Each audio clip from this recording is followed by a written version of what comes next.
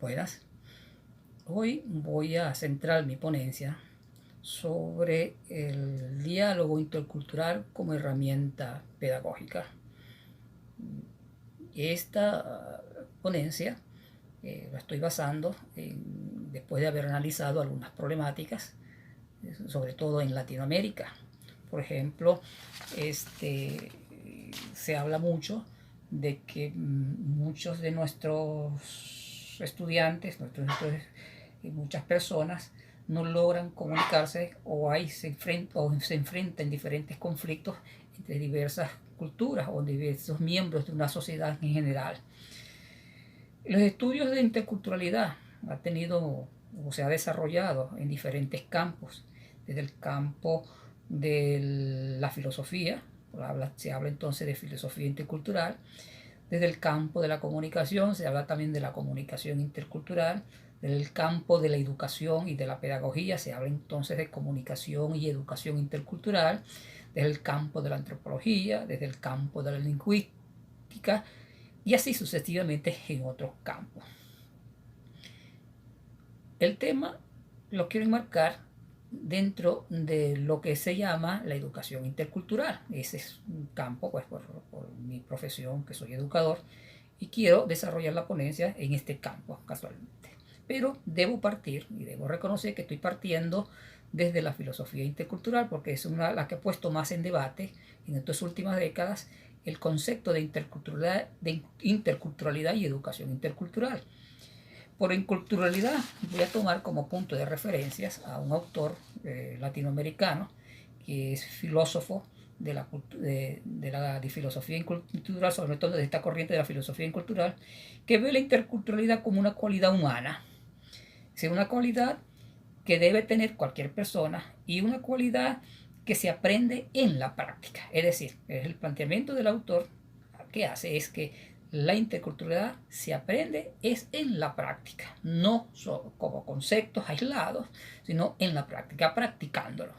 Este concepto de práctica tiene un impacto muy grande, porque lo que está diciendo el autor que debe formar parte de nuestra vida como un estilo de vida, porque para que tenga mayor impacto. O sea, cuando uno lo hace en la práctica, cuando uno visualiza o las demás personas visualizan en uno que uno está practicando algo, hay una tendencia en fijarse en lo que en psicología se llama va modelando conductas. Pues la interculturalidad para este autor implica entonces una forma de vida, una forma de compartir proyectos con otras personas.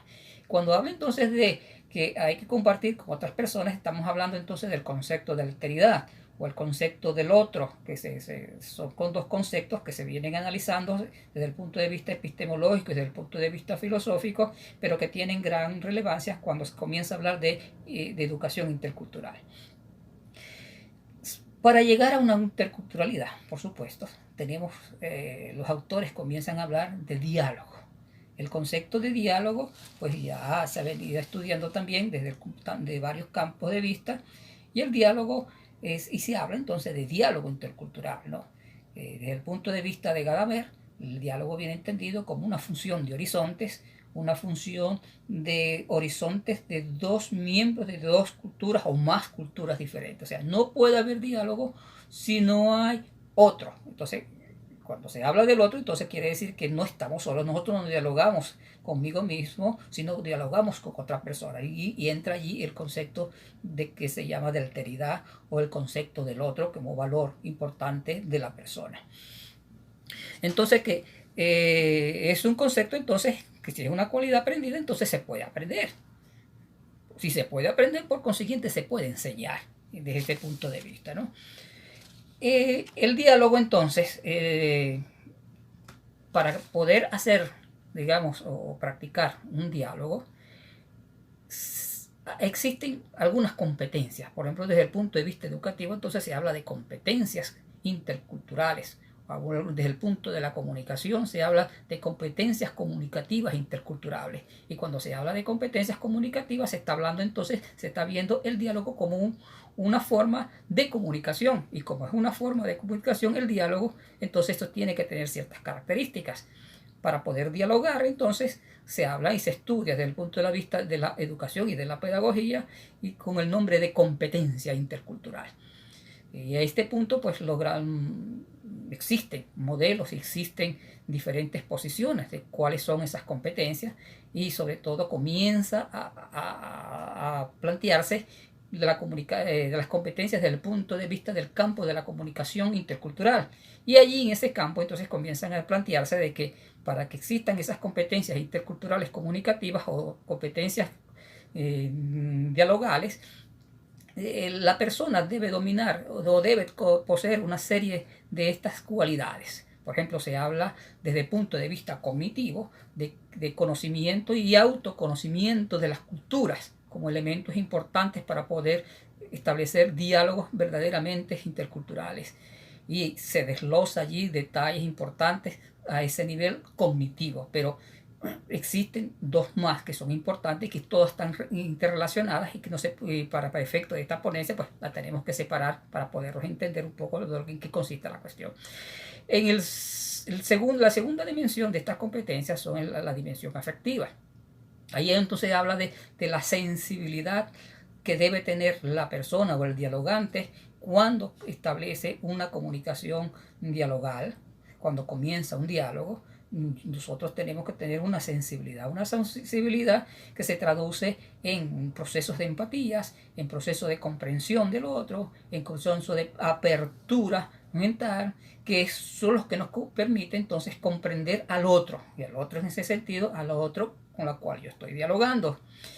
Y una tercera dimensión hace referencia a comportamientos comportamentales o la dimensión comportamental. Dice, no basta que yo comprenda, no basta que yo tenga una empatía, no basta que yo tenga conciencia y autoconciencia cultural, sino que yo debo aplicar, debo poner en práctica una serie de comportamientos que nos van a permitir como ser más eficaz. Entonces allí hay otras variables que tenemos que tener cuidado, sobre todo cuando se habla de competencias verbales, competencias no verbales. Y dentro de las competencias verbales entonces está la parte lingüística de cómo hacer un discurso, pero eso es la parte verbal, pero hay otros elementos que también van acompañados por esas competencias verbales, como son lo que se denomina como competencias no verbales.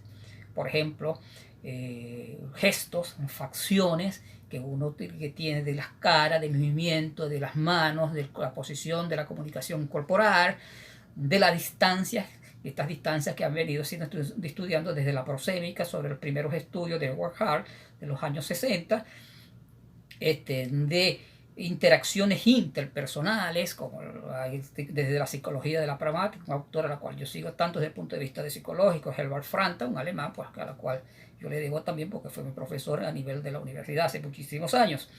Y la sonrisa, los gestos, o sea, toda una serie de señales que no son verbales, pero que han acompañado con las señales verbales, pues hacen que se comprenda o no se comprenda el mensaje o el diálogo que yo pueda tener con la otra persona a la cual yo estoy interactuando.